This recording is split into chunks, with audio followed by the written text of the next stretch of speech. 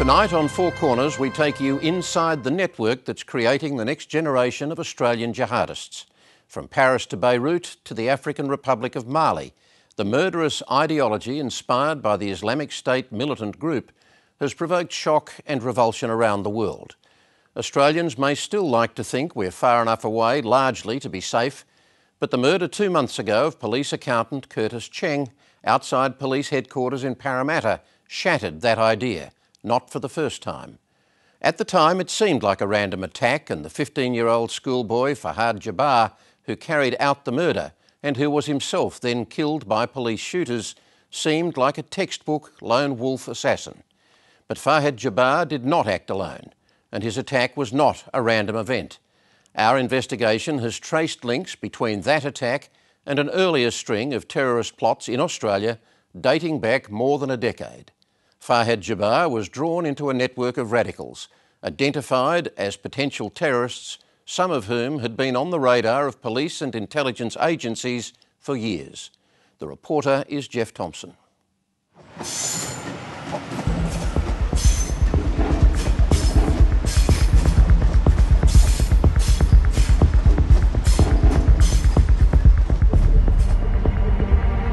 It could have been any Friday in Parramatta. Muslim men were going to the mosque. Among them was an unassuming 15-year-old local boy named Farhad Jabbar.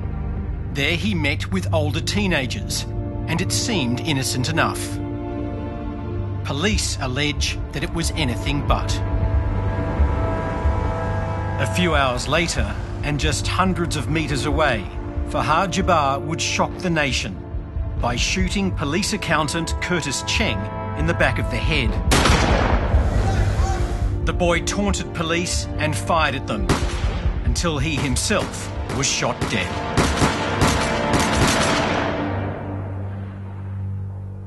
This is not something I think that we were really readily having on our horizons several years ago.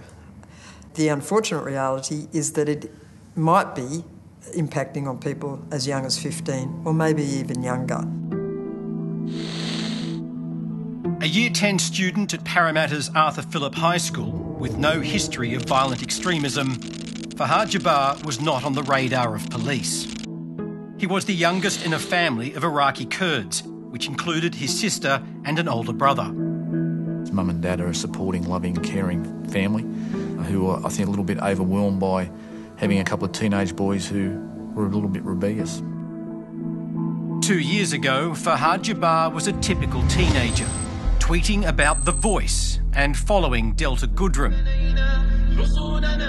By July this year, his interest had turned to Islamic State. The day before the shooting, Farhad's sister Shadi left Australia and is believed to be in Syria or Iraq. Well, I think it's an assumption that most people would draw. Certainly something we haven't discounted, but without any proof to say that for certain. The night of the murder, Farhad's 21-year-old brother, Farshad, told police that his sister was missing and he suspected his younger brother killed Curtis Cheng. Well, there's nothing at this stage to indicate that Farshad was involved in influencing his brother's activities, but again, that will be subject to ongoing investigation and subjected to the coronial inquiry. Farhad Jabbar was a clean skin, but he was not acting alone. The 15-year-old had been recruited to the cause of these men and boys well known to police, called the Appleby Group. The oldest among them is 48, and the youngest is only 12. Most are in their teens or early 20s. They were named in a control order issued in March this year, which states they were all willing and able to commit a terrorist act, such as killing a random member of the public. Among them is 18-year-old Rabban Alou. Police will allege that he encouraged and assisted Farhad Jabbar on the day he murdered Curtis Cheng. This is no different to gang activity in that older boys, particularly older boys, will always have influence on younger boys, particularly when those younger boys are somewhat immature, somewhat unable to think for themselves and probably looking for some level of direction. And we feel as if in this particular instance that's probably what's occurred. the roots of this 15-year-old's radicalisation to the point of violent extremism did not begin and end with meetings at Parramatta Mosque. The tentacles of influence which reached him there stretch back through decades of Australia's terrorism experience. If we know one thing about jihadist ideology and the jihadist network in Australia, those on the periphery of a previous terrorism investigation quite often can come to make up the core of the next investigation. Counter-terrorism consultant Shandon Harris-Hogan has analysed hundreds of hours of intercepted conversations. They were between men convicted in Australia's biggest counter-terrorism investigation, Operation Pendennis. The individuals who were involved in the Pendennis investigation were socially connected to those who had been involved in those jihadist plots in the early 2000s. And we can trace that dynamic of individuals through from Operation Pendennis through to 2009, Operation Neath, right up until today with Operation Appleby and the individuals who are fighting overseas in Iraq and Syria. Harris-Hogan is also part of a team which has interviewed more than 50 violent extremists here and overseas. It's to him that police turn when trying to understand the links between generations of terrorists in Australia. Overwhelmingly, individuals have a familial or friendship connection. There is an interconnected network of individuals who transcend operational cells. And within that group, there is clear examples of ideology being passed from father to son, from mother to daughter, and between spouses, cousins, and brothers and sisters. In 2005, when Farhad Jabbar was only 5 years old, two interconnected groups of men were plotting to cause maximum carnage in Melbourne and Sydney. Chemical components for explosives were hoarded in Sydney, along with weapons and thousands of rounds of ammunition. The Lucas Heights nuclear reactor was talked about as a target. We would say these people had an intent to do a large-scale attack with mass casualty, and they tried to procure that capability. That meant months of planning and communication, which drew the attention of police. The plots were stopped by what was then Australia's biggest ever counter-terrorism investigation, Operation Pendennis. Pendennis in 2005 involved an Al-Qaeda-inspired group who wanted to do an attack on Australian soil. That was identified by law enforcement, and numerous people have been convicted and some are still serving jail sentences. What occurred with Pendennis is, after the influence of the earlier internationally directed plots in Australia, you had a cohort of individuals in the Australian community who were influenced by the global jihadist ideology. They formed the core of the network for Melbourne and Sydney Pendennis. 13 men were arrested in Melbourne and 9 in Sydney. The leader of the Melbourne cell was the Algerian-born self-styled cleric Abdel Nasser Benbrika. His zeal for violent extremism made him a father figure to Australia's jihadists. What you have to understand that anyone who fight for the sake of Allah, when he dies, the first drop of blood that comes from him out, all his sin will be forgiven. In 2008, Benbrika was found guilty of being a member of a terrorist organisation and jailed for 15 years. Even in prison, he continued to exert influence as another attack was planned. We also saw in 2009 a similar attack planning, which was called Operation Neath. That was differently inspired, but again, it was about a large-scale attack on Australian soil. So what those two, plus two others, had in common was this was a large number of people involved in doing something that was going to cause mass casualty. Operation Neath uncovered a 2009 plot which was hatched in Melbourne but planned to target soldiers at the Holdsworthy Army Barracks in Sydney. It was inspired by the Al-Qaeda-linked Somali terrorist group Al-Shabaab. In about 2009, what we see is some individuals who were on the periphery of the Pendennis investigation once again becoming involved in planning an act of violence. But whether it was the leadership of Pendennis or the core members around them, we haven't seen a concentrated, centralised cell of individuals like that in Australia either before or since. It was quite significant in that concentration of individuals and in their determination to enact an act of violence in Australia. At least one of the Holdsworthy attack plotters had visited Benbrika in prison just months before the plan was disrupted. 5 men were charged after Operation Neath, but only 3 were convicted. Prosecutors alleged they were partly motivated by Benbrika's imprisonment. Even now, from his prison cell, Benbrika remains an inspiration to Australia's new generation of potential terrorists. Look, I certainly don't think we can discount the influence of people like Benbrika. We do know that certain people who have travelled to Syria and Iraq have visited Benbrika prior to their travel. He's a person that we obviously take significant interest in, but again, he's very clever. He knows that he's being monitored by law enforcement and others, and is very careful about what he says and what he does. One of the young men jailed in Operation Pendennis was Khalid Sharoof. He was caught stealing clocks and batteries to make 6 bombs. But due to mental illness, Sharoof was out on parole by 2009. The leader of the Sydney Pendennis cell, Muhammad Ali Elamar, was sentenced to 28 years in jail. He's your uncle? Yeah. Who's your uncle? Elamar, Ali Elamar. Ali Elamar. And your name, sir? Mohammed. Mohammed Elamar? Yep. His nephew, Muhammad Elamar Jr., was there for the verdict. Mohammed, today your uncle has been found guilty of being the ringleader of this conspiracy. What's your uncle like? My uncle, the best person. He used to give me boxing fights because I was a boxer and he used to train me. And I mean, he's a best family friend, my uncle. Elamar's family connections and Sharoof's involvement in the Pendennis plot gave them jihadi street cred and new leadership status.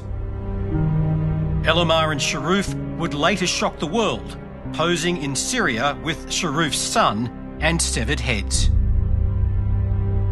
What individuals like the ones you mentioned were able to do was to step into a vacuum once the more influential figures like your Benbrikas or Elomars were removed from society. That didn't necessarily remove the effect of the ideology or remove any of the kind of influences or beliefs which existed within the community. In September 2012, Khalid Sharoof and Muhammad Elamar spearheaded the most public outing ever of Sydney's hardline Islamists. A protest against a film accused of mocking the Prophet Muhammad tried to force a path to the US consulate and turned into a riot in Hyde Park.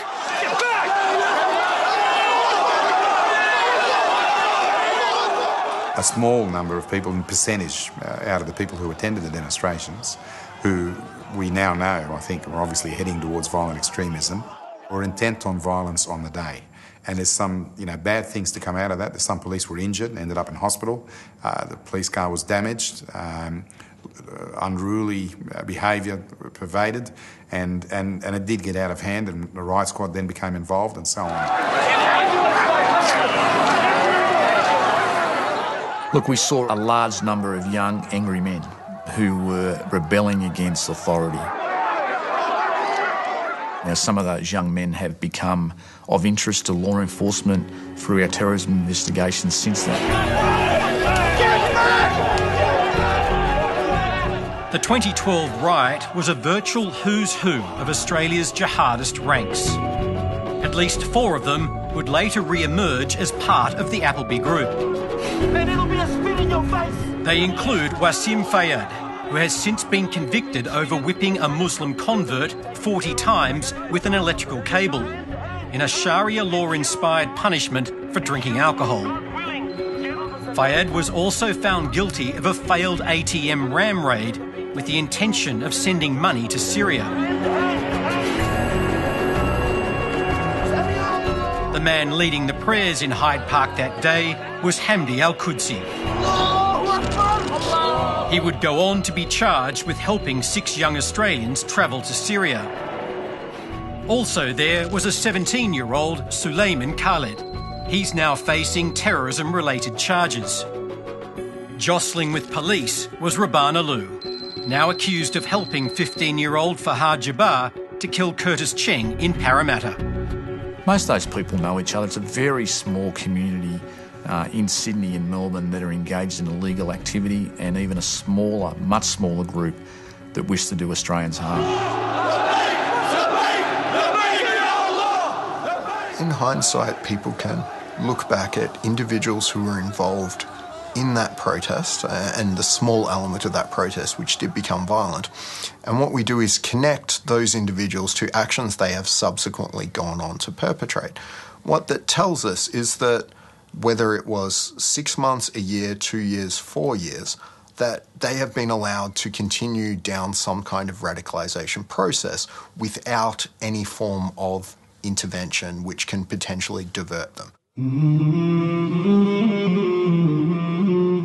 In the same year, groups of Muslim men began preaching on the streets of Western Sydney. We've got a brother who reverted to Islam today. Known as street dawah, they presented as Muhammad's peaceful messengers, eagerly converting others to Islam.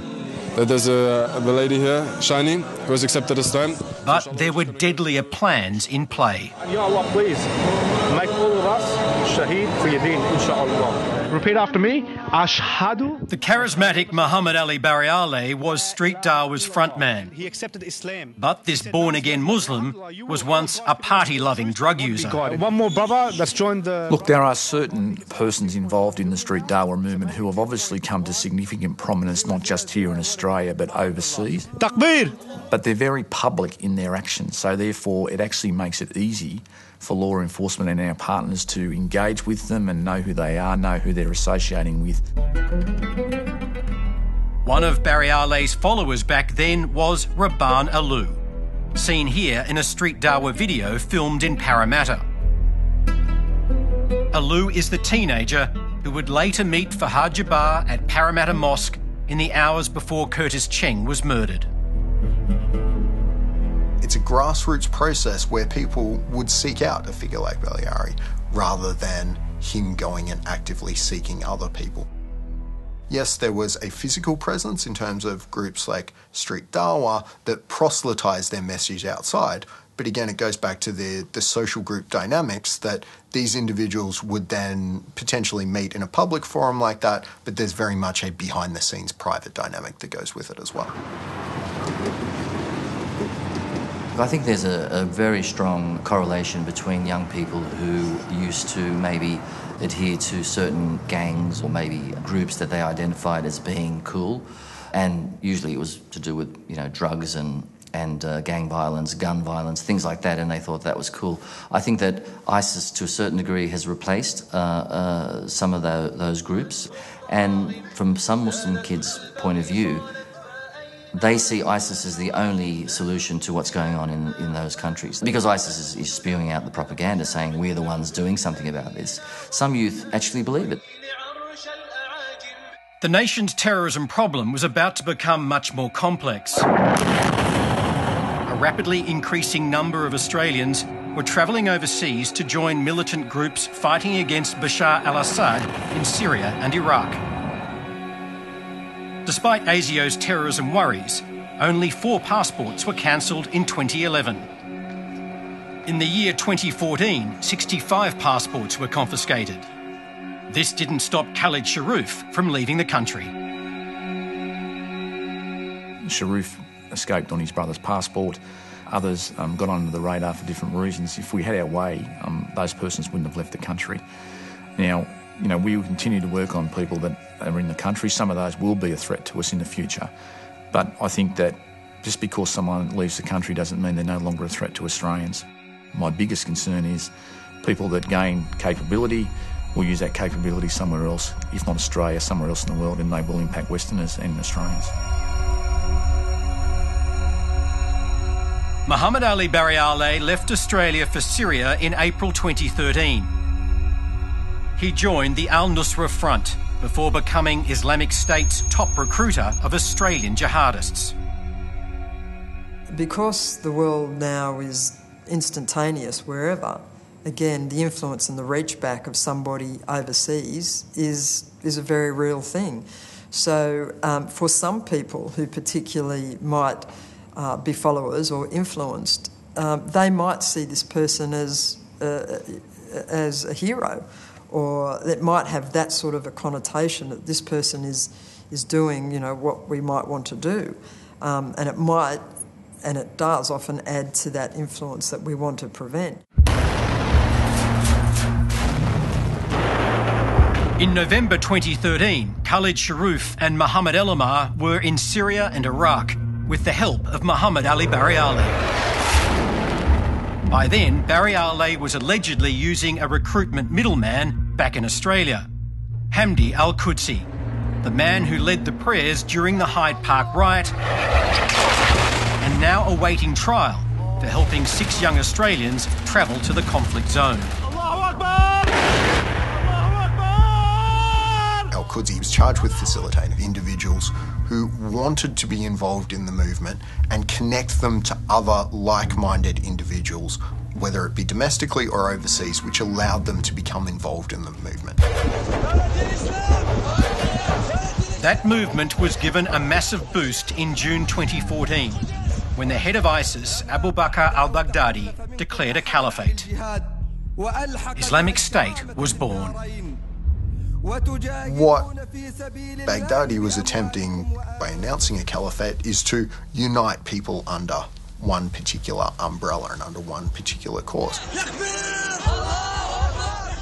That's the most important issue. That's the most important issue for us domestically in relation to attack planning as well. But at the end of the day, the declaration of the caliphate is by far the most important thing that's occurred in relation to what occurs here in Australia and the flow of people offshore.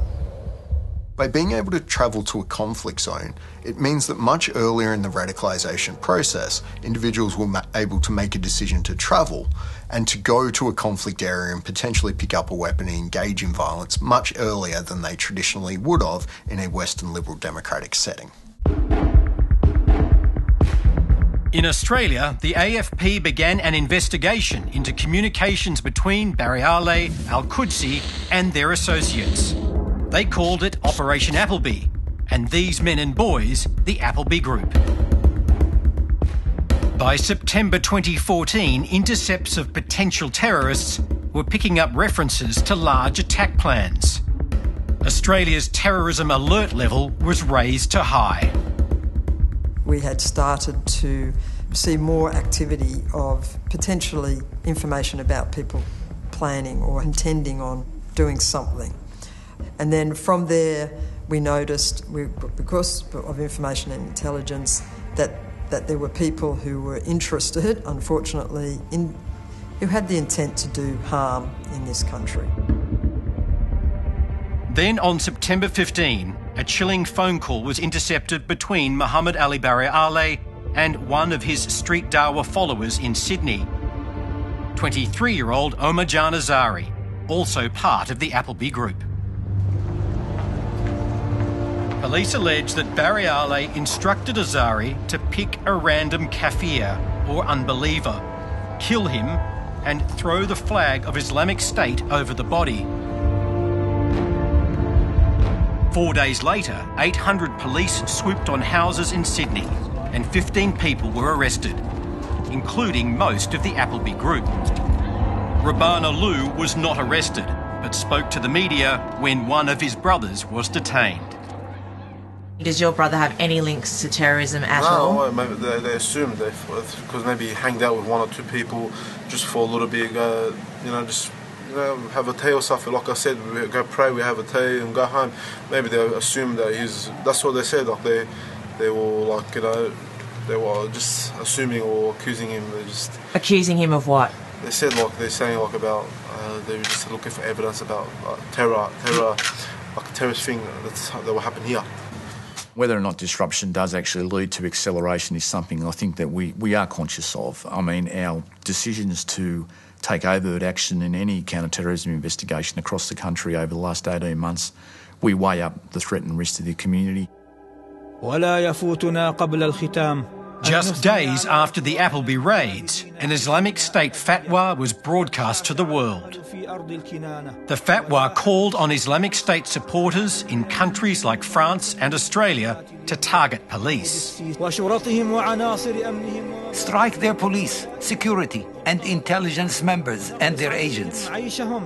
If you can kill a disbelieving American or European, especially the spiteful and filthy French, or an Australian, or a Canadian, or any other disbeliever, smash his head with a rock, or slaughter him with a knife, or run him over with your car, or throw him down from a high place, or choke him, or poison him.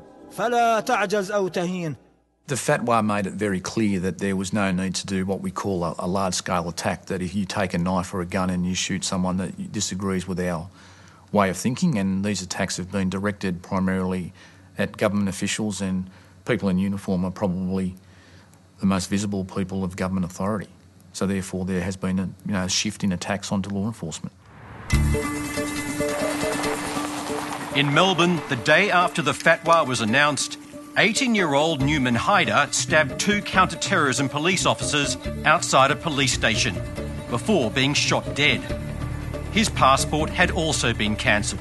More was to come. It means nothing to us. Australia's terrorists were emboldened.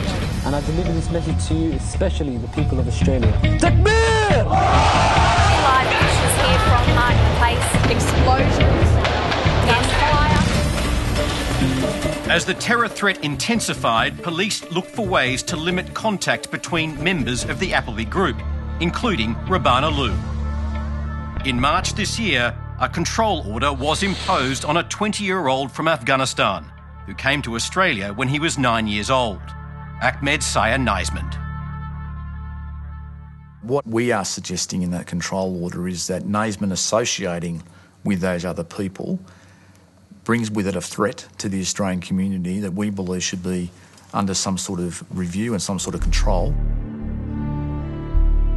I think there can be no doubt that there's a small group in Sydney that are engaged in activity which wants to, upset the Australian way of life. Naismond left Australia in August last year using his brother's passport, but was turned back in Dubai. In the control order, police allege that Naismond was specifically referred to in a phone call between Bariale and Azari about which members of the group had the heart to carry out an attack. Naismond is still subject to an interim control order. We'll be moving into a confirmation phase shortly, so therefore it's probably inappropriate that I say much more about that. Just 4 years ago, Ahmed Sayar Naismond was an up-and-coming under-16s winger with the North Sydney Bears Rugby League Club. A year later, he was running with a very different team, the Street Dawa group led by Muhammad Ali Bariale. I mean, why do young men particularly go from what we would say is normal behaviour in school, being involved in sport, academically strong, to actually totally shifting their lives to move down a different path? That's the question that we're all struggling with. I think if we had the answer to that particular question, we could probably stop a lot of these young men from going down the way they're going.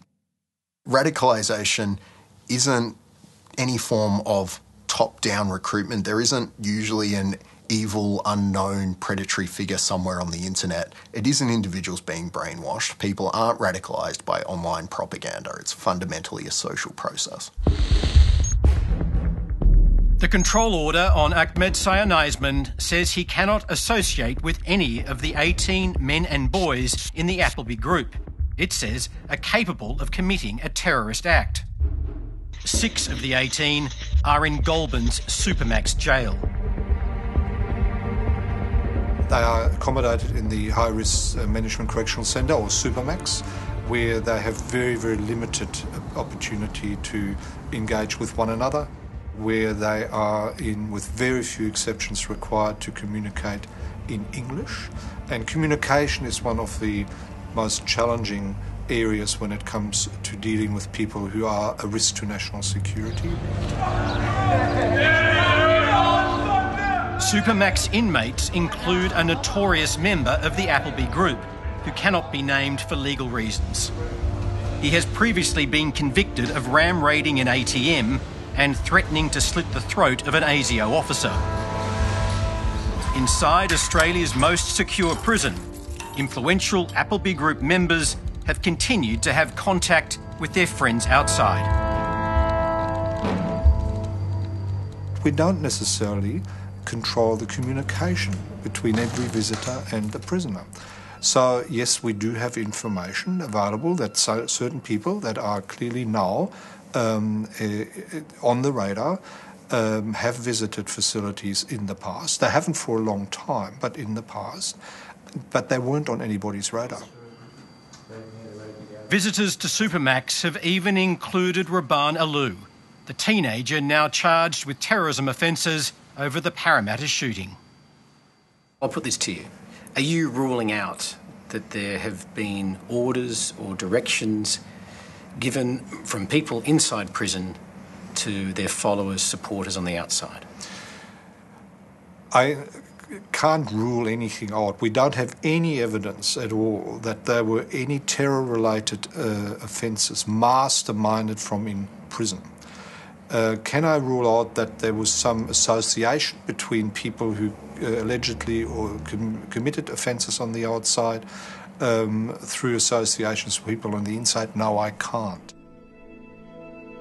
The March control order stated that members of the Appleby Group were communicating in code, possibly in relation to the sourcing of firearms.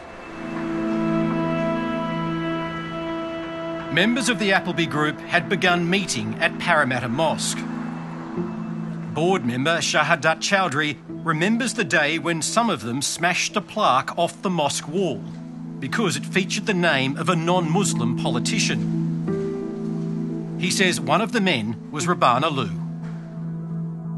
That gave me an impression that they do not believe in any authorities, and also I realized that also they did not believe on any sort of procedures or procedural matters, and they just take the things in their own hand. They finally realized that actually they don't have a capacity to absorb that because of their very black and white way of thinking. Four Corners has learned that Appleby Group members were increasingly targeting younger men in the lead-up to the Parramatta shooting. There are hints about this in the phone call which sparked the raids. According to police, a member of the Appleby Group told Muhammad Ali Bariale that because the group was under extreme surveillance, a jahil could do the work. A jahil can kill a kafir. Jahil is an Arabic word for an ignorant person, and police suspect they were referring to a child. Four Corners understands members of the group attempted to recruit a 14-year-old boy who was recently convicted of firearms offences. The next teenager in their sights was Farhad Jabbar. How do you think that a 15-year-old gets to this point? He's been misguided. He's making decisions he's not in a position to make. He's immature. He hasn't had a family unit wrap around him and point him in the right direction. A friend of Farhad Jabbar, who does not wish to be identified, has told Four Corners that the 15-year-old was distressed about being bullied at school, which he had started to skip to attend Parramatta Mosque. Some of these young people have mental issues, and it seems this has always been left out of the equation. There's also the possibility that he was preyed on by other influential people. Again, that is another risk factor, the risk of the attraction of young people to charismatic pseudo-religious scholars who are able to offer young people a narrative that says, you don't belong to mainstream society, but you can belong to us. you have been marginalized, or you can never practice your faith in a country like Australia, and so the only way you can do so is if you join our group. In the weeks before Farhad killed Curtis Cheng, the 15-year-old was seen with a new group of friends. It is still the case that the overwhelming majority of individuals don't radicalise alone, that they radicalise within a social network, and quite often within a social network of close, trusted peers and a family network, that there are very, very, very few individuals who actually radicalise alone in the true lone wolf sense of the word. On the day of the murder, Farhad Jabbar and Rabban Alou were captured on CCTV together at Parramatta Mosque. Alou and Jabbar sometimes walked in and out of blind spots where the CCTV cameras couldn't see. Police will allege it was Alou who gave Farhad Jabbar the gun that killed Curtis Cheng.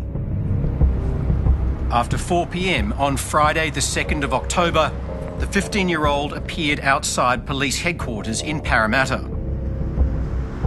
Looking for a target, Farhad Jabbar approached others before shooting dead 58-year-old Curtis Cheng as he left work for home.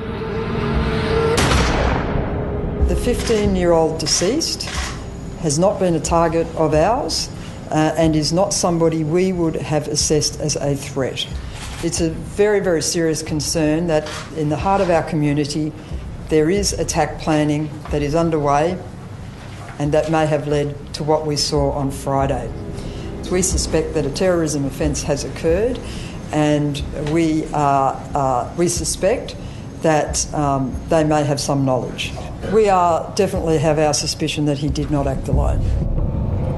Police raids resulted in 5 arrests, including Rabban Alou and 2 other men from the Appleby group. All were released except Rabban Alou, who was charged with a terrorism offence 8 days later.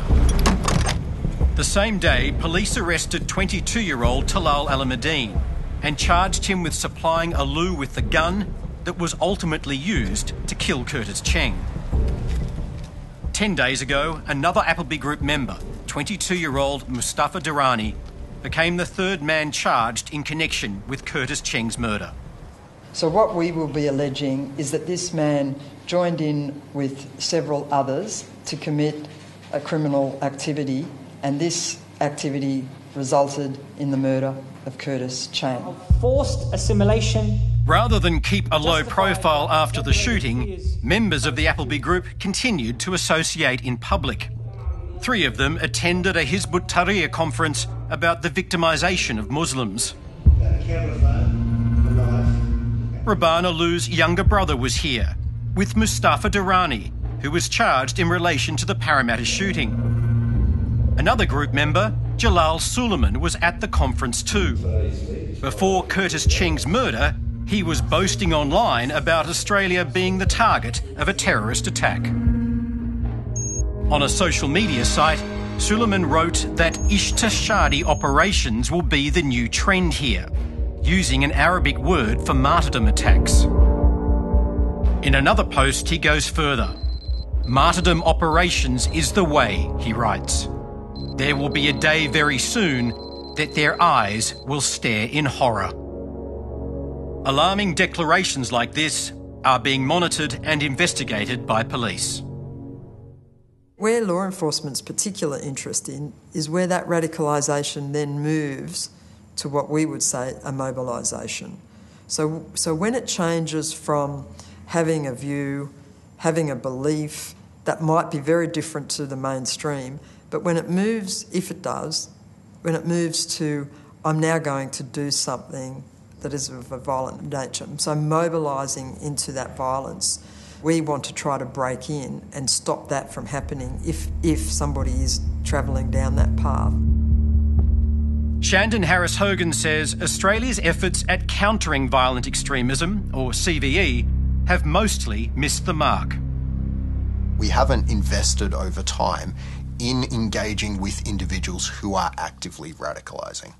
What we know when we look overseas, and particularly if we look at areas like Scandinavia, that these kind of systematic disengagement and reintegration programs are effective at not only disengaging individuals from violent extremism, but also at re-engaging them back in society. The federal government has put more than $500 million towards social cohesion programs, but spent less than $14 million on targeted interventions. From 2010 to 2014, there were 87 unique CVE programs that we ran in this country. But overwhelmingly, these focused on preventative programs aimed at increasing social cohesion. There is no research or no evaluation that tells us that any of these prevention programs have had any tangible benefit on the phenomenon of violent extremism in Australia. Indeed, of these 87-odd programs that we ran over a 4-year period, only one of these programs actually engaged with individuals who either were radicalising or had radicalised. Prosecutions, prison, control orders and passport cancellations will not defeat Australia's terrorist threat. We're not going to arrest our way out of this problem, it's clear. We don't arrest our way out of any crime problem too, I might add. So we need to make sure that we put in place some strategies, some whole-of-government strategies, a whole-of-community strategies that stop people getting to the stage that they come on my radar. Simply waiting for somebody to break a law isn't a solution in and of itself, and that if individuals don't have some form of intervention when they are radicalising, that one potentially very horrible outcome of the radicalisation process is an act of violent extremism. So it shows the need for some form of intervention with these individuals who we can recognise that may be on a path of radicalisation, but to stop them before they actually end up engaging in any form of violence. Do you fear that it will get worse before it gets better? I think that's already panning out. I think it is worse, and it will probably get worse before we finally turn a corner. I can't see it going away anytime soon or dissipating. What I would hope we're heading towards, and I think we're all doing our very best to try and head towards, is we move towards prevention.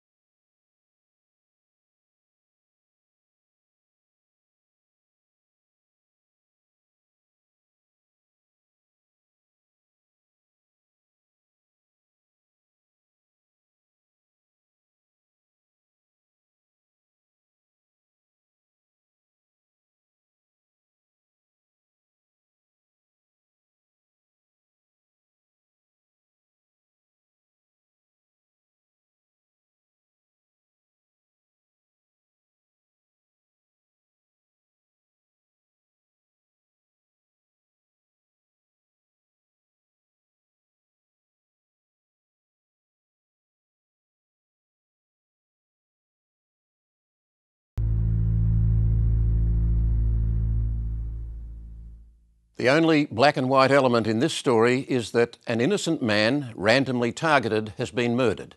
The complexity and the true evil behind it is the calculated act of poisoning the mind of a 15-year-old to do the dirty work of others, whoever they may be.